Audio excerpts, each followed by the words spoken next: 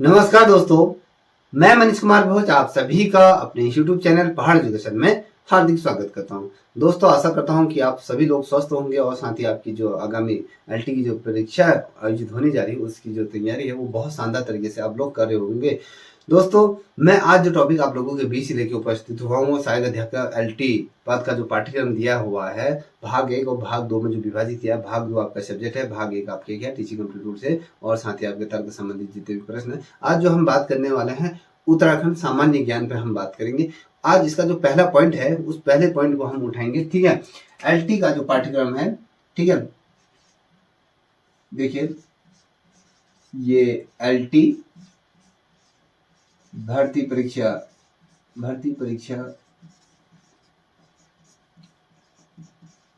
पाठ्यक्रम के अंतर्गत जो हम देखेंगे वो देखेंगे उत्तराखंड के बारे में आज हम समझेंगे। उत्तराखंड ये है सामान्य ज्ञान। उत्तराखंड का जो आज हमारा जो पहला टॉपिक रहने वाला है इसको यहाँ पर लिख देता, उत्तराखंड की रूपरेखा अत्यंत महत्वपूर्ण है। यहाँ से आपके क्वेश्चन बनने की सर्वाधिक संभावनाएं हैं। देखिए, अब हम जब उत्तराखंड की रूपरेखा की बात कर रहे हैं तो सर्वप्रथम आज हम इसमें जो देखेंगे कि उत्तराखंड राज्य का गठन क्या है, उत्तराखंड राज्य के प्रतीक चिन्ह क्या है, वो तमाम चीज़ों पर हम डिस्कस करेंगे। बहुत ज़्यादा विस्तारित ये रहेगा और अगर आपको वीडियो अच्छी लगती है तो प्लीज़ इस चैनल को लाइक शेयर सब्सक्राइब अवश्य करें। ठीक है, आइए शुरुआत करते हैं। देखिए, हम जो पहला जो बात करेंगे कि उत्तराखंड राज्य का गठन किस प्रकार से किया गया। सर्वप्रथम यहाँ से इसकी रूपरेखा तैयार होती है। ठीक है, उत्तराखंड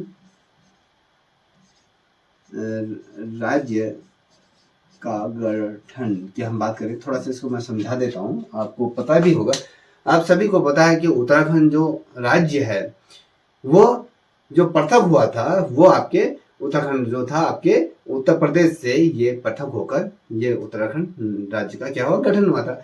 उत्तराखंड जो था उत्तर प्रदेश के जो 13 हिमालयी राज्य है। देखिए, उत्तर प्रदेश का याद रखें, उत्तर प्रदेश का जो 13 जो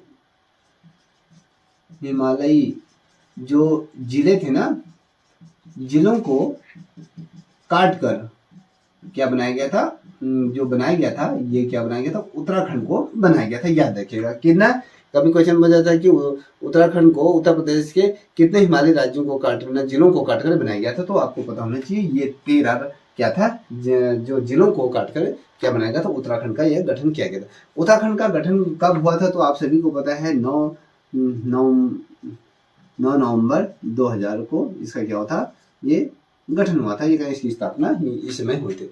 अब जो ये जो था, ये जो राज्य जो इस समय इसका अस्तित्व में आया और ये भारत का कौन सा ये राज्य के रूप में आया। अगर भारत के राज्यों के क्रम में अगर हम उत्तराखंड को देखें तो कौन सा था, 27वें नंबर का ये राज्य था। अगर हम बात करते हैं हिमालयी और या कहें पर्वतीय राज्यों के श्रेणी में अगर हम देखते हैं तो उत्तराखंड किस श्रेणी में ये आता है, ये आपको पता होना चाहिए। भैया, जब हम बात कर रहे हैं कि हमने तो कहा कि उत्तराखंड का जब गठन हुआ था वो जो राज्यों के क्रम में अगर बात कहूँ तो ये क्या था, 27वें नंबर का था। अब ये तो ठीक है, ओवरऑल देश की बात करें, जब हम बात करते हैं हिमालय या पर्वतीय राज्यों की श्रेणी में उत्तराखंड का कौन सा स्थान था, तो आपको ये पता होना चाहिए कि ये आपका 11वां क्या था, ये स्थान था। ये 11वां स्थान या कहें राज्य के रूप में ये बना था। ठीक है, बहुत ज्यादा महत्वपूर्ण है, ये आपको पता होना चाहिए क्योंकि ये जो प्रश्न है वो आपके प्रतियोगिता परीक्षाओं में बन सकते हैं। अब बात करेंगे कि वर्तमान समय में अगर हमने यहाँ पे क्या करा है कि 11वां है। अगर हम वर्तमान समय की, बहुत से बच्चे यहाँ पर गलत करेंगे, वर्तमान समय में अगर हम ये राज्यों का श्रेणी देखें, राज्यों की श्रेणी में उत्तराखंड का कौन सा, देखिए वर्तमान में उत्तराखंड जो हिमालयी राज्यों की श्रेणी में कौन से स्थान पर है, हिमालयी राज्यों के क्रम में कौन सा स्थान ये रखता है, तो आपको पता होना चाहिए ये अब 11वां न रहते हुए कौन सा स्थान हो गया है, अब ये 10वां स्थान इसको मिल गया है। ये 10वें स्थान का 10वां ये स्थान क्या है, अब उत्तराखंड को मिल गया। पहले था 11वें स्थान पे था, अब ये 10वें स्थान पे है। किस रूप में है, ये हिमालयी जो राज्यों के आधार पर है, ठीक है। अब ये कैसे हुआ, अब आपको पता है कि जो जम्मू कश्मीर है, वह अब क्या हो गया, ये क्या बन गया, ये आप केंद्र शासित ये प्रदेश है। आपको पता होना ये क्या है, पहले राज्य ना होता है, केंद्र शासित क्या है, ये प्रदेश के रूप में इसका गठन हो गया, ठीक है। या देखिएगा, इस वजह से ये हटा तो ये क्या बन गया, अब ये 10वें क्रम में ये इसका स्थान ये चला गया। कभी क्वेश्चन पूछा जाता है कि उत्तराखंड राज्य का जो गठन के लिए जो विधेयक जो लोकसभा में पारित किया गया था, लोकसभा में जो विधेयक जो पारित किया गया था उत्तराखंड के लिए, उत्तराखंड राज्य के लिए, तो वो कब किया गया था, किस तिथि को किया गया था, ठीक है। तो आपको ये भी पता होना चाहिए, ये पूछा जाएगा तो आपको इसको सटीक तौर पे पता होना चाहिए। भैया हमने कहा कि ये जो किया गया था 1 अगस्त 2000 को ये किया गया था, आपके किसमें पारित किया गया था, लोकसभा में इसे पारित किया गया था। याद रखें, अब ये जो जिसमें इस विधेयक को पारित किया गया था, ठीक है, ये विधेयक को पारित किया गया था उस समय भारत के ये इसमें कहें भारत के इसमें राष्ट्रपति कौन थे, राष्ट्रपति इस समय कौन थे, आपको ये भी पूछा जाता है। जिस समय लोकसभा में जब उत्तराखंड राज्य विधेयक जब पारित किया गया था तो भारत के उस समय राष्ट्रपति कौन थे, ये आपको बहुत अच्छी तरीके से याद होना। ये कौन थे, R.K. नारायण उसमें क्या था, आपके राष्ट्रपति थे, ठीक है। R.K. नारायण क्या थे, आपके ये राष्ट्रपति उस समय क्या थे, ये उसमें राष्ट्रपति थे। और इनके सिग्नेचर या कहें जो ये विधेयक था जब लोकसभा से राज्यसभा से पास हुआ, तब ये इनके सिग्नेचर कब, राष्ट्रपति के सिग्नेचर किस तिथि को ये हुए थे, तो आपको पता होना चाहिए 28 अगस्त 2000 को क्या हुए थे, राष्ट्रपति के इसमें क्या होते हस्ताक्षर हुए। और तब जाकर क्या है, उत्तराखंड राज्य एक विधा के रूप में कहें या कहें एक कानून के रूप में ये जो विधेयक था कानून का रूप ले लिया। और उसके बाद क्या है, उत्तराखंड राज्य का गजट जो नोटिफिकेशन यहाँ पर जारी किया। कभी पूछा जाता है कि उत्तराखंड, यहाँ पर लिख देता हूँ कि उत्तराखंड राज्य का जो गजट जो जारी किया गया था उसका नंबर क्या था। कभी नंबर बहुत दफे ये क्वेश्चन बना कि जिस समय उत्तराखंड राज्य का जब बजट जारी गजट है, ठीक है, गजट जब जारी हुआ था तो उस समय उत्तराखंड का जो गजट जो संख्या थी वो गजट संख्या क्या थी, क्वेश्चन पूछा जाता है, बहुत ज्यादा महत्वपूर्ण है। वो गजट संख्या जो थी आपके 28 वो नंबर इसका था। इस नंबर का क्या था, गजट नोटिफिकेशन यहाँ पर किया गया था, भारत सरकार द्वारा जारी किया था। अब देखिए उत्तराखंड की राजधानी जो बनी थी, आपको पता होनी चाहिए, राजधानी अगर जो बनी थी वो क्या बनी थी, आपके देहरादून, ठीक है। ये देहरादून जो थी वो अस्थाई राजधानी के रूप में इसको बनाया गया था, ये आपको पता नहीं, अस्थाई रूप में इसको बनाया गया था। अब देखिए ग्रीष्मकालीन राजधानी कहाँ पर बनी, ठीक है, ग्रीष्मकालीन राजधानी कहाँ पर बनी है, ये आपको पूछा जाता है। बताइए, ग्रीष्मकालीन जो राजधानी बनाया गया था, कहाँ बनाया गया था, आपको पता होना है, ये गैरसैंण में बनाया गया था। अब ये किस तिथि को गैरसैंण में ये इसको घोषित किया गया था कि भैया अब उत्तराखंड की जो ग्रीष्मकालीन जो राजधानी होगी वो गैरसैंण में होगी। तो ये जो दो सदनों या कहें दो क्या है आपकी राजधानी वाला जो ये उत्तराखंड क्या है ये राज्य है। अगर बात करूँ ये किस समय कौन सी तिथि को ये जारी किया गया था, आपको पता होगा 4 मार्च 2000 क्या हो गया 20, आपको याद होगा 4 मार्च 2020 को क्या हुआ था, उस समय कौन थे यहाँ पर आपके सीएम, यहाँ पर आपके त्रिवेंद्र सिंह रावत जी थे, ठीक है। आपको याद होना चाहिए कि त्रिवेंद्र सिंह रावत रावत जी ने क्या किया था, इस का क्या किया था, उद्घाटन किया था। ग्रीष्मकालीन राजधानी को जो स्थापित किया गया था 4 मार्च से 2020 में त्रिवेंद्र सिंह रावत जी ने क्या किया था, यहाँ पर इसको घोषणा की गई थी। और इसको स्वीकार कब किया गया, घोषणा तो यहाँ पर कर दी गई थी कि हम यहाँ पर ये बनाएंगे, ये घोषणा कर दी गई थी। अब इसको स्वीकृति प्रदान हुई या इसको जो मंजूरी मिली थी, कब मिली थी भैया, 4 मार्च को तो आपने घोषणा कर दी। और किस तिथि को ये हुआ तो आपको बता दूं, ये 20 जून, ठीक है, ये 20 जून को इसको क्या मिली थी, सैद्धांतिक रूप में स्वीकृति से प्राप्त हुई 20 जून 2020 को। ये क्या सिद्धांतिक तौर पर अगर कहें तो ये वित्तीय, ये तमाम चीजें स्वीकृति इसमें मिल गई थी। याद रखिए बहुत ज्यादा महत्वपूर्ण है, किस तिथि को मिली, 20 जून 2020 को ये क्या बनी थी, इसकी स्वीकृति हुई। अब उत्तराखंड, अगर मैं बात करूं, उत्तराखंड 2 राजधानी वाला देश का कौन सा ये राज्य बन गया है, जिस उत्तर भारत में, अगर मैं कहूँ यहाँ पर लिख देता हूं, यहाँ पर नोट, भारत में उत्तराखंड की अगर बात करो, उत्तराखंड 2 राजधानी वाला जो राज्य बना, वो कौन सा क्रम का है, राज्य बनने का क्रम कौन सा है, ये आपको बताना है। अब भारत में ऐसे कौन से कितने राज्य हैं जिनकी अपनी 2 क्या है, राजधानी है, तो आपको पता होना चाहिए उत्तराखंड उसमें कौन से स्थान पर रहता है। तो उत्तराखंड वो 5वें नंबर का ये राज्य बन गया है जिसकी 2 क्या है, राजधानियां हैं, ठीक है। एक तो आपके देहरादून में और एक आपकी क्या है, गैरसैंण में। अब ग्रीष्मकालीन राजधानी आपकी कहाँ होगी, गैरसैंण में। और शीतकालीन अगर मैं बात करूं तो यहाँ पर शीतकालीन जो राजधानी जो रह गई है वो आपकी क्या है, अब देहरादून। अब देहरादून अस्थायी नहीं है, अब ये स्थायी रूप में ये क्या बन गई, शीतकालीन राजधानी के रूप में देहरादून को बनाया गया है। और ग्रीष्मकालीन राजधानी के रूप में आपको किसको बना दिया गया है, गैरसैंण को बना दिया। अब ये 2 क्या बोलते हैं राजधानी वाला जो राज्य के क्रम में उत्तराखंड क्या है, आपके 5वें नंबर का है। अब उत्तराखंड का जो नाम कब रखा गया था, उत्तरांचल, ये बताइए। कभी बनता है कि उत्तराखंड राज्य का जो नाम था वो उत्तरांचल कब रखा गया था, आपको बहुत महत्वपूर्ण, उत्तराखंड राज्य का नाम, ठीक है। यहाँ पर लिख रहा हूं, उत्तराखंड राज्य का जो नाम जो उत्तरांचल किया गया था, ये कब रखा, इसका नाम उत्तरांचल कब रखा गया था, ये कौन सी तिथि थी, ये तिथि पूछी जाएगी, ये बहुत ज्यादा महत्वपूर्ण आपको पता होनी चाहिए। ये 31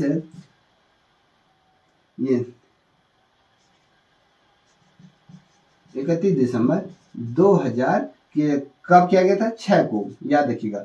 इसका जो नाम जो रखा गया था, कब रखा गया था, 31 दिसंबर 2006 को इसका नाम क्या कर दिया था, उत्तरांचल ये रखा था, ठीक है। उत्तरांचल कब रखा गया था, 31 दिसंबर 2006 को उत्तरांचल रखा गया। और इसका नाम फिर से क्या करें, इसको नाम फिर से जो अगर कहें फिर से उत्तराखंड जो रखा गया। अब उत्तराखंड को रखा, यहाँ पर जो यहाँ के जो जनमानस हैं उनकी मांग के आधार पर ये कहें, जब दबाव बना कि नहीं वो उत्तरांचल नाम अच्छा नहीं लग रहा है, जो पहला ही जो इसका जो पूर्व जो नाम था वही इसका नाम होना चाहिए, इसीलिए इसको उत्तराखंड का नाम जो फिर परिवर्तित कर दिया गया था। किस तिथि को ये परिवर्तित किया गया था आपको बताना, ठीक है। यह जो किया गया था 1 जनवरी, आप सभी को पता होगा, 1 जनवरी 2007 को इसका नाम क्या कर दिया गया, पुनः उत्तराखंड रख दिया गया।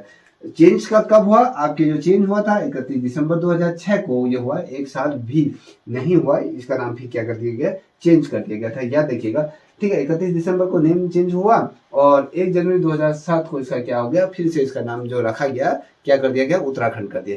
अब याद रखिए जो महत्वपूर्ण कर, कभी पूछा जाता है कि उत्तराखंड राज्य में जो 46 दिन का जो अनुच्छेद अगर कहें, जो 46 दिन तक जो राष्ट्रपति शासन लगा वो कब लगाया गया था, कि उसमें किसकी सरकार थी, ये चीजें पूछी। मैं क्या बता रहा हूँ, उत्तराखंड की रूपरेखा आपको बता रहा हूँ, याद रखिएगा, बहुत ज्यादा महत्वपूर्ण।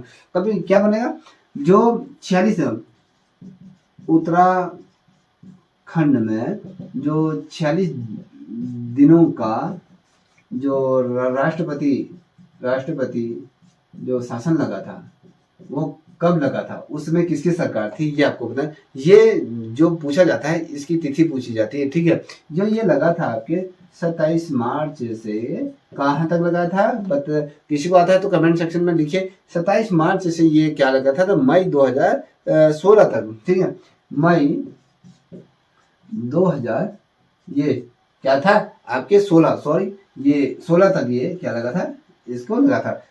अगर आप 27 मार्च से मई तक का महीना लेके चलते हो, ये मई का डेट पूछी जाती तो 12 मई तक, ठीक है। 27 मार्च 2016 से 12 मई 2016 तक की क्या लगी थी, यहाँ पर आपकी 46 दिनों की यहाँ पर क्या लगी थी, राष्ट्रपति शासन लगा था। ये क्वेश्चन बहुत दफे पूछा गया था।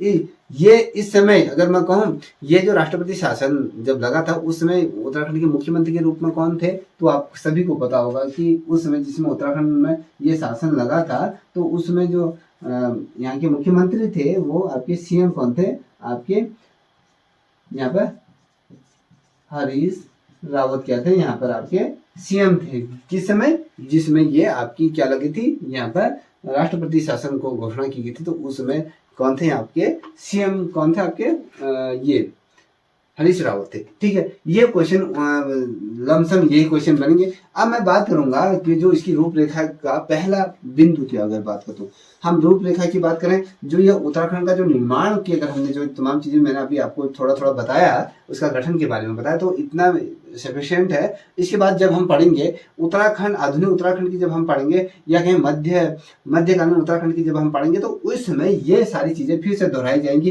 कब हुआ, कहाँ से उठा, कौन सा ये संसद में कितने प्रस्ताव पड़े, किसने लगाया, कहाँ से प्राचीन से इसकी घोषणा करी, और तमाम चीजें हम बाद में चर्चा करेंगे।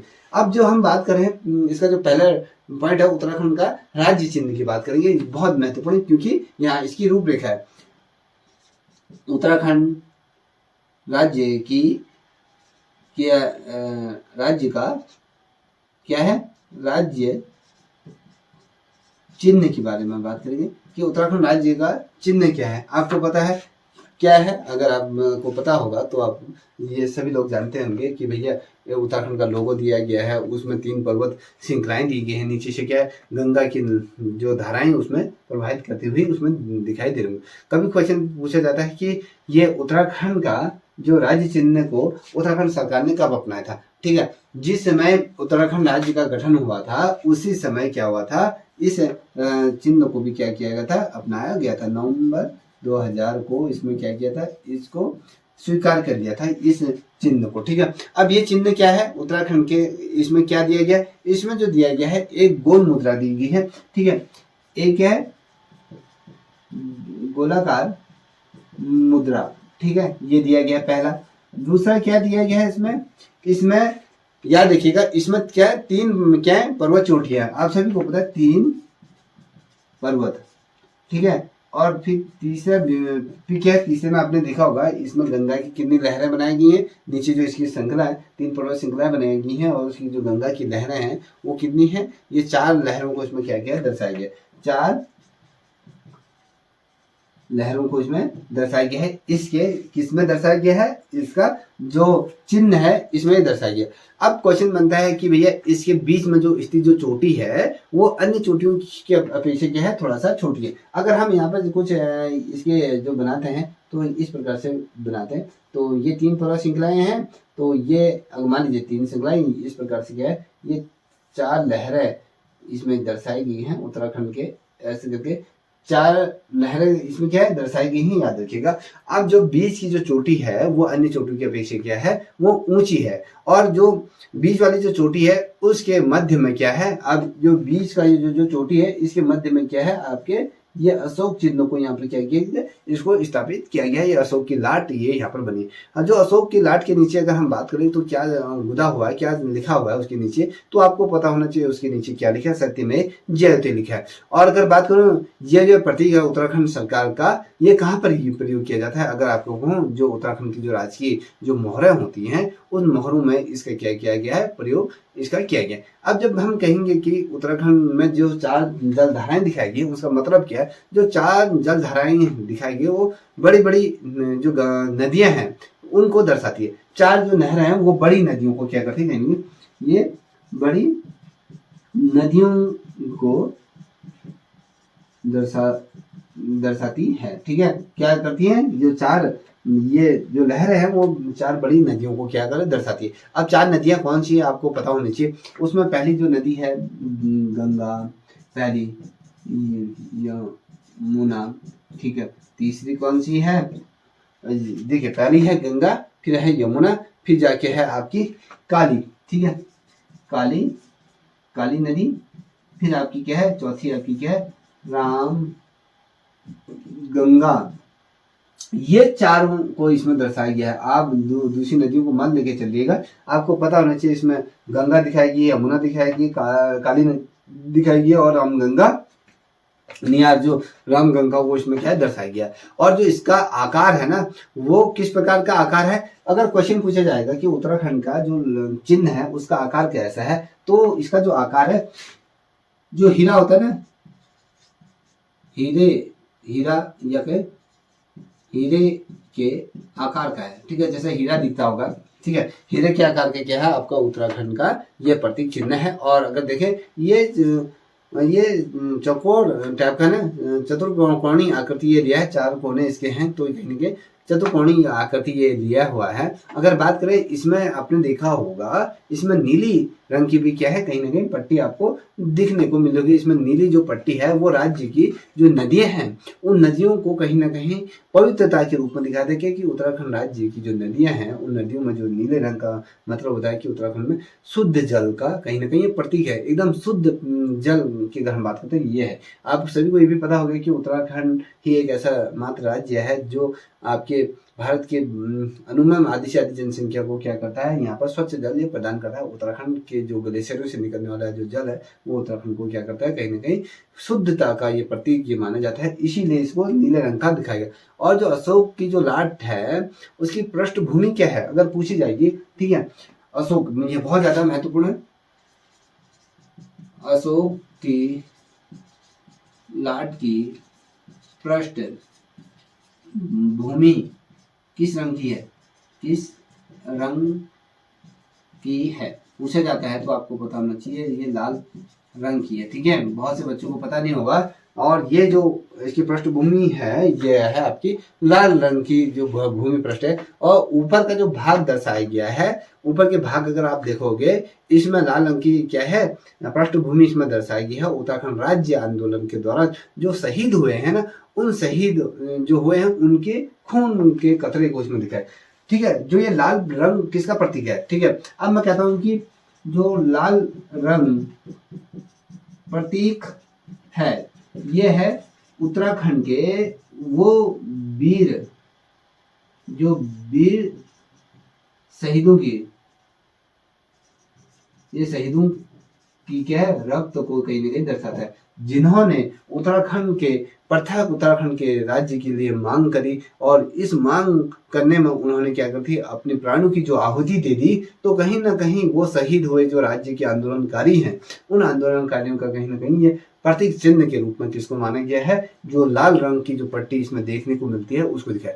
और इसमें अगर आपका जो पर्वत है ना अगर देखोगे पर्वतों की जो गंगा की लहर है, गंगा की लहर के नीचे नीले रंग के कलर को यहाँ पर दर्शाया गया है। इसका मतलब है नीले रंग की जो कलर है उसको इसलिए दर्शाया गया है क्योंकि यहाँ पर आपकी क्या शुद्धता का प्रतीक के रूप में है।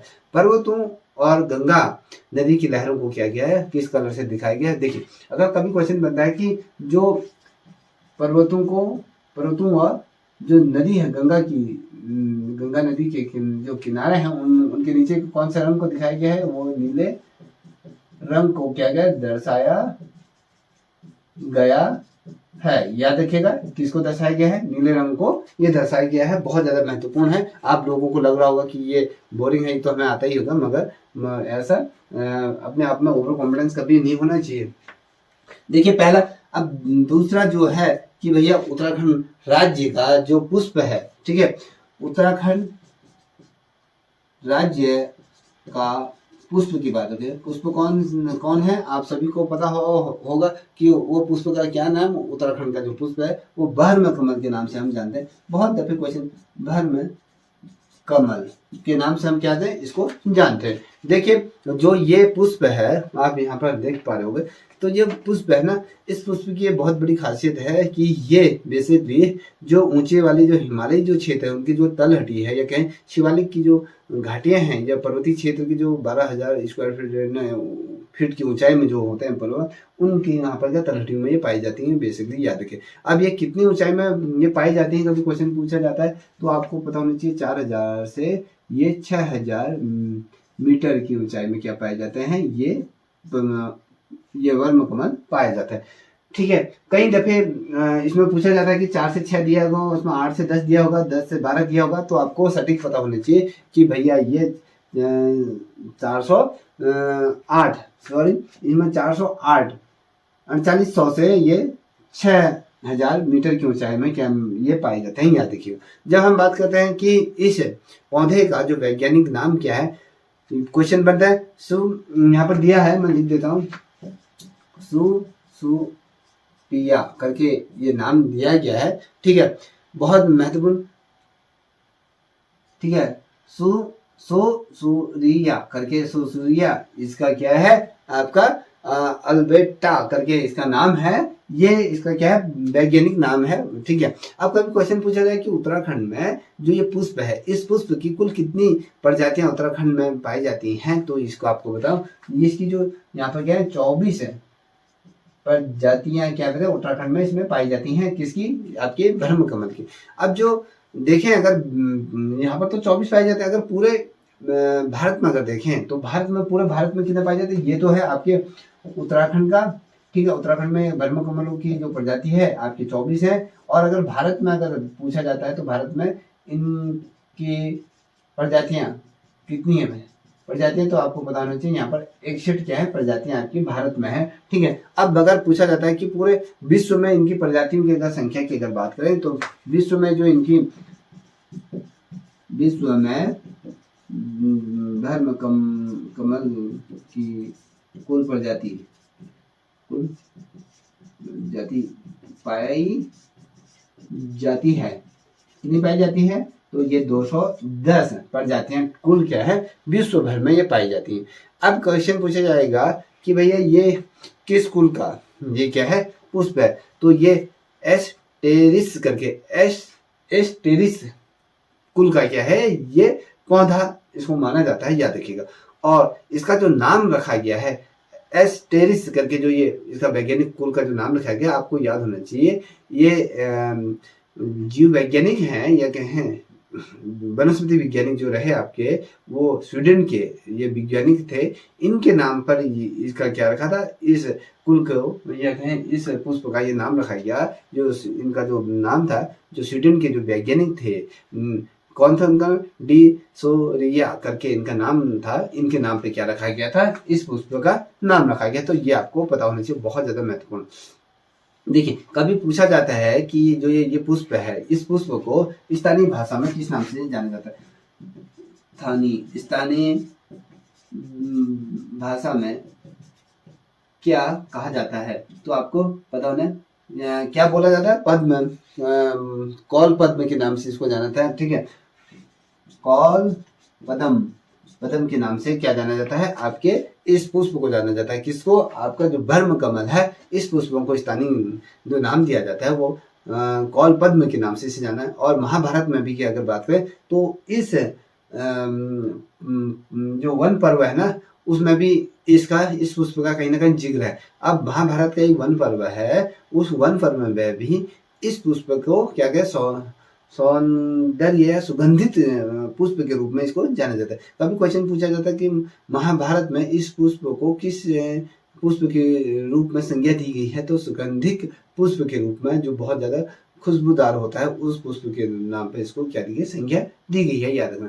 और ये जो पुष्प होता है किस रंग का होता है, कभी क्वेश्चन बनता है तो आपको पता होना चाहिए, ये पुष्प होता है ये आपके बैंगनी रंग का ये पुष्प होता है। और इसका खिलने का जो समय होता है, देखिए ये जो समय होता है ये आपके जुलाई टू सितंबर के माह में क्या होता है, ये पुष्प खिलता है। बहुत ज्यादा महत्वपूर्ण प्रश्न है, और ये सिर्फ 3 माह तक ये खिलता है। देखिए जुलाई, अगस्त, सितंबर, टोटल कितने मंथ हो गए आपके, 3 वहां तक ही ये खिलता है, उसके बाद ये नहीं खिलता, इसकी सिर्फ पत्तियां ही रह जाती हैं। और अगर मैं कहूँ ये साल में कितने बार खिलता है, याद रखना साल में कितने बार खिलता है, तो ये साल में सिर्फ एक बार ये पुष्प खिलता है, याद रखिएगा, ठीक है। और इसका जो अगर ये पुष्प की अगर मैं बात करूँ ये कितने महीने तक खिलता है, तो सितंबर ये लगता है, तो मैंने कहा कि आपके जुलाई टू सितंबर। और वर्ष भर में अगर मैं कहूँ तो सिर्फ ये क्या करता है, एक बार खिलता है, और वो भी जुलाई से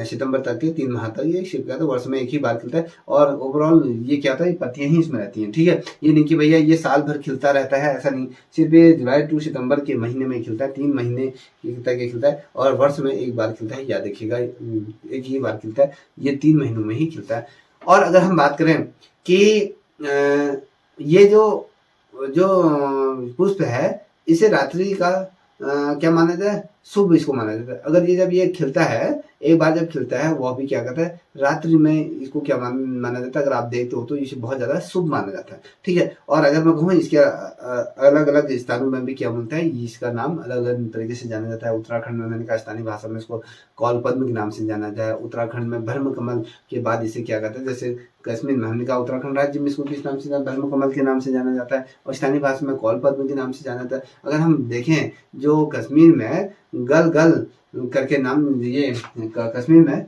गल गल नाम से इस पुष्प को जाना जाता है। और नेपाल की अगर बात करें तो नेपाल में इसको क्या कहा जाता है, टोप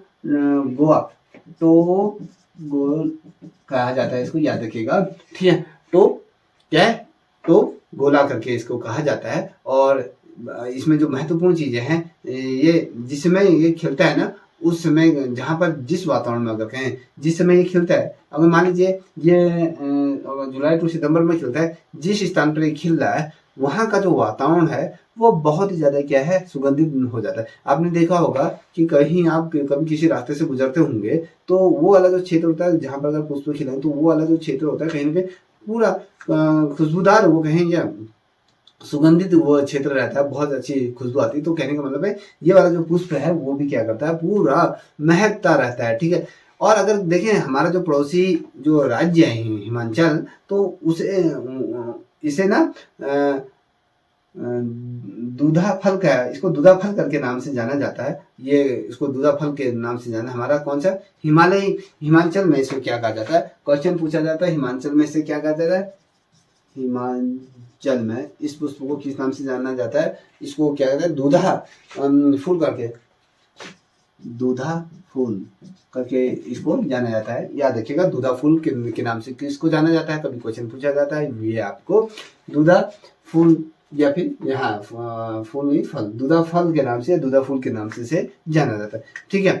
दूधा फल के नाम से इसे जाना जाता है। और ये अगर कहूँ ये जो ये फूल है, ये माँ नंदा का अगर बात करें, कौन सी माता का, कौन से भगवान का ये बहुत प्रिय फूल के रूप में इसे जाना जाता है। ये प्रिय फूल किस माता का है, क्वेश्चन पूछा जाता है, ये नंदा माता, नंदा सुनंदा जो हम कहते हैं ना, तो नंदा माता का ये क्या है, बहुत ही ज्यादा सुगंध, ये प्रिय फूल के रूप में इसे माना जाता है। और अगर हम देखें बच्चों पौराणिक ग्रंथों के आधार पर देखें, जो पौराणिक जो मान्यताएं थी, अगर उसके आधार पर देखें, जो ये पुष्प है केदारनाथ में जो स्थित जो भगवान शिव जी हैं उनको अर्पित करने के बाद किया जाता है, विशेष प्रसाद के रूप में इसको दिया जाता है।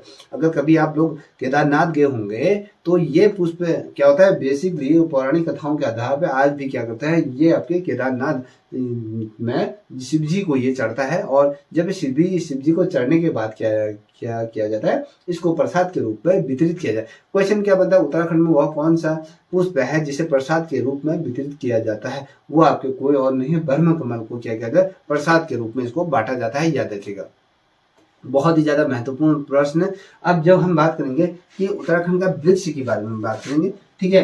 तीसरा पॉइंट है यहाँ पर उत्तराखंड के वृक्ष का नाम क्या है आपके, आप सभी ने बुरांस, आप सभी ने ये इसका जूस भी पिया होगा, इस पुष्प को देखा भी होगा। ये कहीं ना कहीं अगर कहें पहाड़ों की शान ये कहा जाता है। अगर पर्वतीय क्षेत्र के जो पर्वतें हैं, ठीक है, जो पहाड़ हैं, उन पहाड़ों में ये जब खिलता है तो लालिमा छा जाती है। ये पुष्प अपने आप में बहुत ज्यादा विशेषता ये है, इससे बहुत चीज़ें बेनिफिट होती हैं। अगर इस पुष्प का अगर आप जो जूस पीते हैं तो कहीं जो आपकी जो हार्ट की जो प्रॉब्लम है उसको भी कहीं ना कहीं ये दूर करता है। जूस बनाकर जब जो रोगी होते हैं, हार्ट के जो रोगी हों, उनके लिए भी बहुत ज़्यादा ये क्या होता है, लाभदायक। कभी क्वेश्चन बनता है कि ये जो पुष्प है, ये जो पुष्प है किस मौसम में खिलता है, ये किस मौसम में, ये बसंत के मौसम में क्या करता है, ये अपने रंग से क्या करता है। जब बसंत का मौसम होता है तो बसंत के मौसम में ये वाला जो पुष्प है अपनी रंग बिखेर देता है पूरा। दो प्रकार के देखने को मिलता है आपको, एक लाल देखने को मिलता है, सफेद ये फूल आपको देखने को मिलता है। ये अपने रंग से क्या करता है, जो पूरा वातावरण है उत्तराखंड का, जो प्रकृति वातावरण है, उसके भूभाग को कहीं ना कहीं ये सौंदर्य से परिपूर्ण कर। इसीलिए कहा जाता है कि उत्तराखंड प्रकृति का क्या है, एक ऐसा स्वर्ग कहा जाता है, इसीलिए देवभूमि कहा जाता है। ठीक है, इसको ये जो संज्ञा दी गई है, ये तमाम चीजें जो इसकी जो रूपरेखा जो तैयार करती है, ये यही चीजें करती हैं। ठीक है, हमने कहा कि इसकी जो वृक्ष है, ये पुष्प है, या इसके जो चिन्ह है, ये क्या है, इसकी रूपरेखा ये बनाती है। जब हम बात करते हैं कि उत्तराखंड के नौसैनिक सौंदर्य की अगर बात करते हैं तो नौसैनिक सौंदर्य इन्हीं से संबंधित है, इन्हीं को लेके है। पर्वत, पठार, जल, झरने इत्यादि यही है क्या, प्रकृति सौंदर्य के रूप में हमें ये जो बुरांश है उत्तराखंड राज्य का, ये क्या है आपका जो राज्य वृक्ष के रूप में इसे माना गया। ठीक है, ये जो राज्य वृक्ष के नाम पे आप सभी को पता होगा। अब इसका जो वनस्पति नाम है रोडन ड्रैगन करके, ओबेरियन करके इसका नाम है, वैज्ञानिक ये नाम है। और अगर पूछा जाता है कि ये जो फूल है कब खिलता है, किस माह में खिलता है, किस ग्रीष्म ऋतु में, शीत ऋतु में, या आपकी कौन सी ऋतु में खिलता है, तो आपको पता होना चाहिए। जो ये पुष्प खिलता है आपकी गर्मियों के महीने में, बैसाख का जो माह होता है, बैसाख के माह में ये पुष्प क्या होता है, अपनी शोभा बढ़ाता है और पर्वतों को छटा बिखेर देता है। ये कहने के मतलब ये बैसाख का जो महीना होता है उस महीने में ये खिलता है। मैंने आपसे इससे पहले ही कह दिया था कि जो दिल के रोगी होते हैं उनके लिए तो बहुत ज़्यादा लाभदायक हो, और आपके शरीर में बहुत ढेर सारे इससे बेनिफिट होते हैं। इसके अगर जूस का आप सेवन करते हो, और जो ये रंग होता है, ये फूलों का रंगों का जो निर्माण जो किया जाता है, अगर मैं कहूँ इससे क्या हो जाता है, ये जो ये फूल है, इस फूल से भी अगर देखें तो लाल रंग क्या क्या निर्माण किया जाता है, गुलाब बनाया जाता है, तमाम चीज़ें इससे बनाया जाता है। और जो इसके जो पत्ते होते हैं, ये पत्ते क्या होता है आपके, अगर देखें खाद बनाने के लिए में भी आता है। ठीक है, और साथ ही अगर कहूँ इसकी जो पत्ते है उसकी खपत भी बहुत अधिक होती है खाद के लिए। पहाड़ों में इसको क्या करते हैं, जो गाय बछड़े होते हैं उनके चारे के रूप में भी इसको क्या किया जाता है, प्रयोग किया जाता है। और इस पुष्प का जो रंग किस प्रकार का होता है, कभी से बनता है, तो आपको पता होना चाहिए। इसका जो रंग होता है वो आपके बहुत ज़्यादा चटक लाल रंग होता है। और ये जो पुष्प जो खिलता है, ये किस महीने खिलता है, तो आपको पता होना चाहिए। ये जो खिलता है फरवरी टू अप्रैल में ही खिलता है। ठीक है, फरवरी टू अप्रैल। आप आजकल देख रहे होंगे, अगर आप जंगलों में जाओगे आजकल ये पुष्प खिलता है, क्योंकि आपने देखा कि जब फूल दे छम्मा दे का जब त्योहार होता है, तब इस पुष्प को तोड़कर बच्चे क्या करते हैं, फूल दे का जो त्योहार होता है उसको मनाते हैं। तो ये माह है क्या है, फरवरी से क्या होता है, अप्रैल के मध्य में ये पुष्प खिलता है, याद रखिए। और ये पुष्प का अगर देखें उत्तराखंड में, इस पुष्प जो वृक्ष है, इस वृक्ष का क्या है, बहुत ही ज्यादा इसका क्या दोहन हो रहा है, याद रखना। अब आने वाले कुछ समय बाद हमने तो राज्य की जो राज्य वृक्ष के रूप में तो वृक्ष के रूप में तो रख दिया, मगर ये इसका बहुत अधिक क्या हो रहा है, दोहन हो रहा है। इसकी जो लकड़ी होती है वो बहुत ही ज्यादा मजबूत लकड़ी के रूप में इसे माना जाता है। जब इसका दोहन बहुत अधिक, कभी क्वेश्चन बनता है जितने भी ये जो राज्य चिन्ह के रूप में जो रखे गए हैं वो क्यों रखे गए और पुष्पों को क्यों लिखा है, क्योंकि उन चीजों को लिया जाता है राज्य चिन्ह के रूप में, उन चीजों को प्रयोग किया जाता है जो पृथ्वी से कुछ ही टाइम या कहें कुछ ही उनकी प्रजाति बची है, या कहें वो विलुप्ति की कगार में। विश्व की जो रेड बुक डायरी होती है उसमें इनका क्या किया, विलुप्ति की कगार में इनको रख दिया गया था। तो इसीलिए इनको संरक्षण करने के लिए राज्य के प्रतीक चिन्हों के रूप में प्रयोग किया जाता है। जैसे मोनाल है, अब मोनाल की हमने बात करें, या फिर कस्तूरी मृग है, या फिर आपके ब्रह्मकमल है, ये जो पुष्प है अगर कहूँ ये विलुप्ति के कगार में है। हर किसी के घर में आंगन में थोड़ा हो जाता है। ये ऐसे प्रकृति वातावरण चाहिए, इसके नौसैनिक सौंदर्य चाहिए कि भैया इस हर जगह का टेम्परेचर या वातावरण का क्या होता है, अलग अलग तापमान होता है, वो अलग अलग जगहों पर ये इस प्रकार से खिलता है, ये हर जगह नहीं खिलता। तो इसीलिए इसका संरक्षण किया जाना बहुत जरूरी। जब आपके बुरांश का जो वृक्ष है, जब इस वृक्ष का सारथी रूप में जब दोहन हो रहा था, इसको कटाई गई थी, तो आपको पता है भारत सरकार का एक अधिनियम था उस अधिनियम की अगर बात हो 1974 का वो अधिनियम था, ठीक है, भारत अधिनियम 1974, याद रखिएगा 1974 का ये जो अधिनियम था, इसी अधिनियम के तहत क्या हो गया, इस वृक्ष को सुरक्षित घोषित यहाँ पर किया गया कि भैया इस वृक्ष को अगर कोई काटेगा या कुछ होगा तो इस पर कार्रवाई की जाएगी। इस अधिनियम में जितने इसके प्रावधान दिए होंगे, दंड के प्रावधान दिए होंगे, वो दंड के प्रावधान इसमें वो व्यक्ति को इसके अंतर्गत दिया जाएगा, याद रखिएगा, क्योंकि अभी हमारा राज्य का ये वृक्ष है। अभी कभी क्वेश्चन बनता है कि भैया ये जो वृक्ष है ये कितनी ऊंचाई में पाया जाता है, तो आपको पता होना चाहिए ये बेसिकली जो पाया जाता है आपके 1500 मीटर से आपके 4000 मीटर के बीच में ये पाया जाता है, ठीक है। आपको अनुमान ये वृक्ष का ये देखने को मिल जाता है। और इसकी जो ऊंचाई में जब ये मिलता है तो ये बुरांस के फूल अगर मैं कहूँ ये क्या होता है, किस रंग का होता है, चटक लाल रंग का होता है। और अगर आप इसके ऊपरी भाग को देखोगे तो इसके ऊपर का भाग होता है कि खिला होता है, गहराई होता है, उसमें कुछ पंखुड़ियां लिए बैठे हैं। और नीचे का इसका भाग देखो, ऊपर का जो भाग होता है, जो पुष्प खिला होता है, ऊपर का जो भाग होता है वो हल्का सा क्या होता है, हल्का लाल होता है। अगर आप इसको गहराई की तरफ देखो तो ये बहुत ही ज्यादा डार्क कलर का ये होता है। और लगभग अगर हम देखें ये इसी का मैंने कहा कि इसमें दो प्रकार के वो पाए जाते हैं, एक तो सफेद होता है, एक क्या होता है, लाल होता है। और ये जो सफेद रंग का जो ना लाल रंग का जो है वो आपकी 1500 से 4000 मीटर की ऊंचाई में तो ये पाया जाता है। जब हम बात करते हैं सफेद रंग के पुष्प की अगर बात करते हैं तो सफेद रंग के पुष्प कितने हजार मीटर पे ये पाया जाता है, तो आपको बताना सफेद रंग का जो ये बुरांस का जो फूल खिलता है वो आपके बेसिकली अगर 10,000 ऊंचाई पर 10,000 फीट की ऊंचाई में या मीटर की ऊंचाई में क्या होता है, ये पुष्प खिलता है। 10,000 से लेके 11,000 मीटर के दायरे में क्या होता है, खिलता है, ठीक है। ये बहुत ज्यादा महत्वपूर्ण। अब मैं तीसरा पॉइंट है, ठीक है, अब ये चौथा पॉइंट को बता रहा हूँ, उसके बाद अगले सीरीज में तमाम चीजें। देखिए यहाँ पर चौथा पॉइंट में जो बता रहा हूँ वो क्या है आपका, ये राज्य पक्षी के रूप में अगर मैं बात करूँ, राज्य का जो राज्य पक्षी के रूप में हम क्या है, कौन है, मोनाल को रखा गया। देखिए मोनाल भी क्या है, अब ये विश्व में विलुप्ति की कगार पे ये पक्षी पहुंच चुका है। अब ऐसे हमारी पृथ्वी में ऐसे पक्षी थे जो विलुप्त हो चुके हैं। अब जो विलुप्ति की कगार में जो पक्षी हैं उनको संरक्षण करने के लिए ये प्रतीक चिन्हों के रूप में इसको रखा जाता है। जब हम बात करते हैं कि हिमालय के मयूर के नाम से भी इसे क्या है, जाना जाता है। कभी क्वेश्चन पूछा जाता है कि हिमालय का मयूर के नाम से किसको जाना जाता है, कौन से पक्षी को जाना जाता है, तो आपको बताना चाहिए कि उत्तराखंड का जो राज्य पक्षी है मोनाल को बेसिकली जाना जाता है।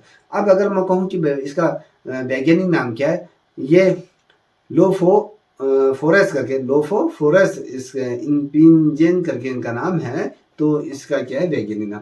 ये पूछा जाता है कि ये जो बेसिकली ये जो पक्षी पाया जाता है कितने फीट की ऊंचाई में ये पाया जाता है, आपको पता होना चाहिए। ये आपके जो पक्षी पाया जाता है आपके 2500 मीटर से आपके 5,000 मीटर के ऊंचाई में ये पक्षी क्या है, पाया जाता है। कितने में, मैंने कहा कि 2500 से आपके 5,000 मीटर की ऊंचाई में ये पक्षी पाया जाता है। बहुत ही ज्यादा महत्वपूर्ण, याद रखिएगा इसको, ठीक है।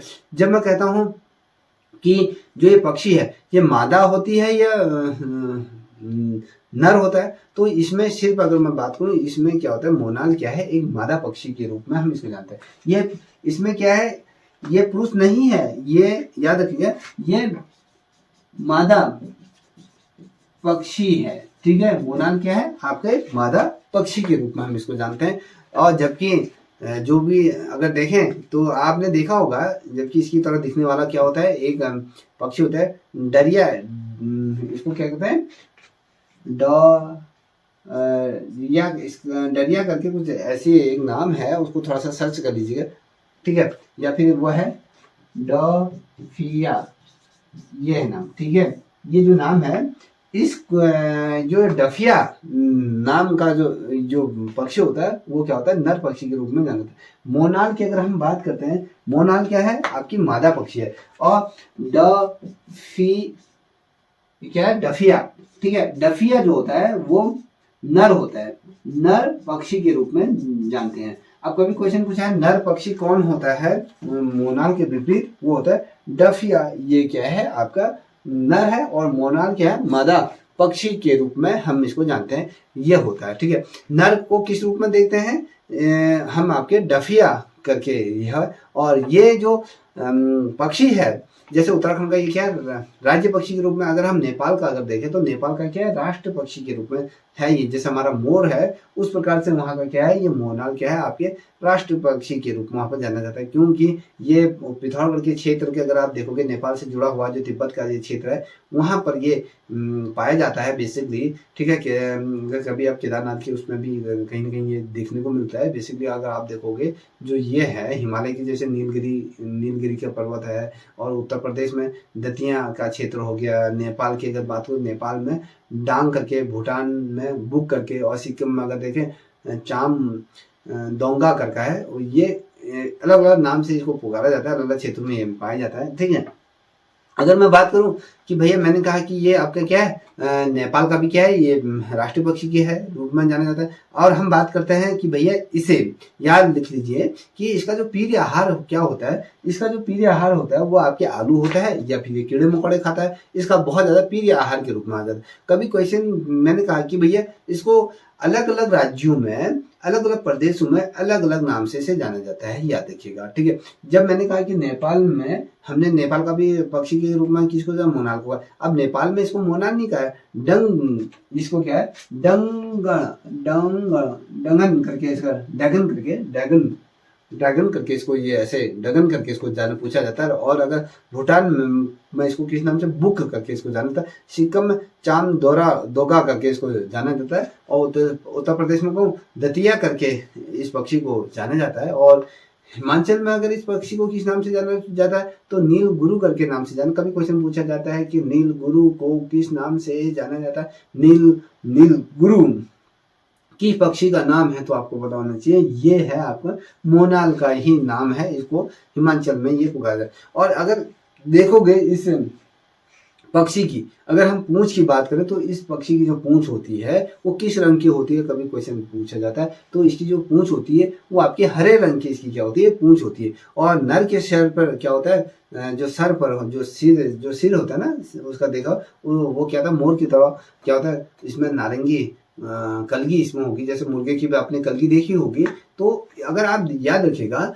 कलगी किसके सर पर होगी, सिर पर। अगर जो नर है उसके नर के सर पर मोर की तरह क्या होती है, जैसे आपने मोर देखा होगा, मोर की तरह से कलगी होती है, जैसे फूल जैसे खिला रहता है तो उसके सर पे क्या होती है, कलगी होती है। कलगी उत्तराखंड में जो राज्य पक्षी है वो मादा के सर पर होती है, नर के सर पर होती है। तो क्वेश्चन बनता है कि ये नर के सर पर। और अगर मैं कहूँ ये जो पक्षी है ना, ये अपना घोंसला नहीं बनाती है, याद रखिएगा, ये पक्षी अपना घोंसला नहीं बनाती है। ये पक्षी क्या करता है, अपने अंडे कहाँ देता है, ये क्वेश्चन नहीं बनता जब ये घोंसला ही नहीं बनाता है तो अंडा कहाँ देता होगा। ये अंडा क्या होता है, जैसे बड़े बड़े जो पहाड़ होते हैं, जो उनके चट्टान होते हैं, या कहीं कहीं भी जैसे खुदा हुआ है, गहरा हुआ छिद्र होता है, तो वहां पर क्या करते हैं, ये अपने अंडे देते हैं, फिर उनको सेकते हैं, तो फिर वहां से क्या निकलता है, ये उनके बच्चे। बेसिकली अगर देखोगे जो कॉन्सेप्ट इसका है, तो ये प्रकृति वातावरण में ही, अगर प्रकृति से ही रिलेटेड ये है कि पहाड़ पर ये कहे या पत्थर के चट्टान है, चट्टानों के छेद होते हैं, तो उनमें क्या होता है, ये पाया जाता है, याद रखिएगा। जब हम बात करते हैं कि ये भी बहुत ज्यादा महत्वपूर्ण है, हम जब बात कर रहे हैं कि राज्य पशु की अगर हम बात करते हैं तो राज्य पशु किसे कहा जाता है, उत्तराखंड का राज्य पशु कौन है, तो आपको पता होना चाहिए कि उत्तराखंड का जो राज्य पशु है वो आपके कस्तूरी मृग के रूप में हम जानते हैं। पशु यही तो है। अब राज्य उत्तराखंड में अगर कहें, जो हिमालय के शिखरों का, हिम शिखरों में ये क्या पाया जाता है, हिम शिखरों में पाया जाता है। अब ये जो आपका कस्तूरी मृग है, ये कितनी ऊंचाई में पाया जाता है, आपका अगर मैं 3600 से लेकर आपको ये लेकर जो 4500 के जो मीटर की ऊंचाई में ये पाया जाता है, इसे हम क्या किस नाम से जानते हैं, कस्तूरी मृग के नाम से हम किसको जानते हैं, अपने राज्य पशु को ही जानते हैं। और आपको एक चीज बता दूं, ठीक है, ये जो इसका रंग होता है वो भूरे रंग का, ये क्या होता है, ये पक्षी ये पशु होता है। और इसके काले काले और पीले पीले इसमें कहीं ना कहीं आपको धब्बे देखने को मिल जाएंगे। और इसमें कितने खुर होते हैं, कभी क्वेश्चन बन, इसके एक पैर, जो इसका जो एक पैर होता है ना, इसके एक पैर में कितने खुर होते हैं, तो इसके एक पैर में 4 खुर ये लिए बैठा रहता है, 4 खुर इसके होते हैं। कभी क्वेश्चन बनता है कि यार ये जो पशु है, इस पशु की जो कस्तूरी होती है इसमें कितनी कस्तूरी पाई जाती है, तो अगर मैं कहूँ एक बार में ना इसमें अगर देखें तो 30 से 45 ग्राम, 30 से 45 ग्राम, 45 ग्राम के बीच में इसके क्या होती है, इसमें कस्तूरी पाई जाती है इसके, ठीक है। अब इसके कस्तूरी जो मैंने कहा कि भैया 30 से 45 ग्राम कस्तूरी पे क्वेश्चन बनेगा आपको, अगर बेसिकली अगर देखोगे, अगर आपने ये राज्य चिन्हों को ये तो इसकी रूपरेखा नहीं पढ़ी तो बहुत ज़्यादा महत्वपूर्ण ये श्रृंखला है, क्योंकि पूछा जाएगा कि भैया कस्तूरी मृग की जो नाभि में कितनी वो कस्तूरी पाई जाती है, इसमें कितनी कस्तूरी पाई जाती है, जिससे कि इसकी कस्तूरी की वजह से इसके क्या होता है, शिकार होता है। तो इसकी जो कस्तूरी है वो आपको दिया गया 30 से 45, 50 से 60, 70 से 80 ऐसे कर दिया, तो आपको पता होना चाहिए 30 से 45 ही क्या होता है ग्राम इसमें होती है, और इसे 3 वर्ष के अंतराल पर क्या है, इसे कस्तूरी प्राप्त होती, 3 साल में ही, 3 साल एक बार इसकी कस्तूरी मान लीजिए इसके नाभि में एक बार जो इसके नाभि के नीचे जो लगी रहती है तो थैली, वहां पर अगर कस्तूरी बन गई तो फिर वो जो कस्तूरी फिर इसको दोबारा जो प्राप्त होगी फिर 3 साल का इसको क्या है, बड़ा ही लंबा इंतजार करना पड़ता है, तब जाके वो कस्तूरी, क्योंकि इसकी कस्तूरी जब बहुत ज्यादा अच्छी खुशबू आती है तो ये उस खुशबू को ढूंढते ढूंढते फिरता रहता है, इधर उधर मदमस्त होके क्या था ये फिरता है। इसकी जो एक ये जो मैं कह रहा हूँ जो कस्तूरी है ये क्या है, अगर आप प्राकृतिक तौर पर अगर देखोगे तो ये बहुत ही जटिल क्या है, एक रासायनिक प्रतिक्रिया के रूप में भी है, कि जब रासायनिक प्रतिक्रियाएं होंगी हमारे शरीर के अंदर तब जाके कस्तूरी का निर्माण होगा। और इसमें अगर बात करूं तो इसमें बहुत ही अधिक क्या सुगंध होती है, और इसका इनका अभी क्या हुआ, बहुत ज्यादा अत्यधिक मात्रा में इनका दोहन हुआ, दोहन होने के बाद क्या हुआ, इनको मारा जाने लगा इसी कस्तूरी के लिए, कोई इसका मीट खाना पसंद करता है, तो इसका जो कस्तूरी है तो उससे बहुत ढेर सारे इलाज किए जाते हैं, ठीक है। जैसे आपके दमा की प्रॉब्लम है, मिर्गी की प्रॉब्लम है, जब हार्ट अटैक आता है उसके प्रयोग, जो निमोनिया हो जाता है, और बहुत ढेर सारी ऐसी बीमारियां हैं जिन बीमारियों में क्या किया जाता है, इसकी कस्तूरी का प्रयोग किया जाए। और इसकी जो कस्तूरी होती है अगर हम अंतर्राष्ट्रीय मार्केट में देखें तो वो बहुत ही ज्यादा महंगी, लाखों करोड़ों रुपए की इसकी क्या है बिकती है। इस वजह से क्या हुआ, इसका शिकार ज्यादा होना शुरू हुआ, तो इस वजह से इसको क्या हुआ, कहीं ना कहीं विलुप्ति के कगार पे ये जो प्रजाति है वो प्रजाति विलुप्ति के कगार पर चलेगी ही। और फिर जाके जो भारत सरकार का जो अधिनियम था उस अधिनियम के माध्यम से इसको भी क्या किया गया, क्या संरक्षण किया। अब देखिए ये जो भारत का अधिनियम, किस अधिनियम के तहत कस्तूरी मृग को संरक्षण प्रदान किया गया, तो आपको पता होना चाहिए जो ये भारत अधिनियम है। और आपको बता दूं ये इसका जो संरक्षण के लिए अगर मैं बात करूं तो 1972 में यूपी सरकार ने क्या करा था, उत्तर प्रदेश सरकार ने 1972 में चमोली में किया गया था, चमोली के केदारनाथ वहां पर वन्य जीव संरक्षण अभ्यारण्य की क्या की थी, यहाँ पर स्थापना की। देखिए 1972 में ना 72 में जो उत्तर प्रदेश सरकार ने चमोली में क्या किया था, केदारनाथ में वन्य जीव अभ्यारण्य की यहाँ पर क्या की गई थी, यहाँ पर स्थापना की गई थी। और कस्तूरी की जो औसत आयु होती है, देखिए एक जो कस्तूरी होती है और उसकी जो आयु होती है वो 20 वर्ष तक ही क्या होता है, ये जीवित रहता है, 20 वर्ष ही इसकी क्या होती है आयु ये लिए होता है, यह देखिएगा। और अगर मैं कहूँ इसकी जो कस्तूरी की अगर बात करूँ, कस्तूरी मृग की अगर हम बात करें तो औसत आयु की अगर बात करें, ठीक है, ये जो होती है क्या होती है, इसकी बहुत ध्यान रखिएगा। जो कस्तूरी मृग की जो औसत आयु की हमने बात करी, जो इसकी औसत आयु होती है वो आपके ये जो औसत की नहीं है, इसकी जो वास्तव में जो आयु होती है वो आपके 20 वर्ष होती है। अगर औसत आयु की देखते हैं तो 18 से 20 वर्ष होती है, मिनिमम 18 या फिर 20 वर्ष तक ये क्या रहता है, जीवित होता है। इतना याद रखिएगा, बहुत ही महत्वपूर्ण, ठीक। अब थोड़ा सा बहुत ज्यादा महत्वपूर्ण ये वीडियो लेंथी होने जा रही है तो इसको अवश्य देखिएगा, आपके मतलब की है इसलिए मैं आपका इतना समय दे रहा हूँ अपना, ठीक है। अब बात करता हूँ उत्तराखंड की राज्य भाषा क्या है, ठीक है।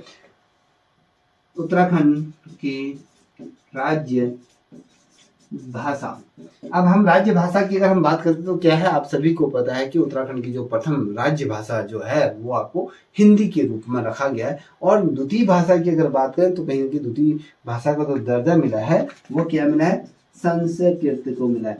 प्रथम क्या है, हिंदी है, ठीक है, द्वितीय क्या है आपकी संस्कृत है। अब ये जो संस्कृत को किस वर्ष क्या बोलते हैं इस भाषा का दर्जा दिया गया था, तो आपको बता दूं 1 जनवरी 2010 को क्या दिया था, इसको राज्य भाषा का दर्जा दे दिया गया था संस्कृत को। याद रखिएगा, बहुत ज्यादा महत्वपूर्ण है।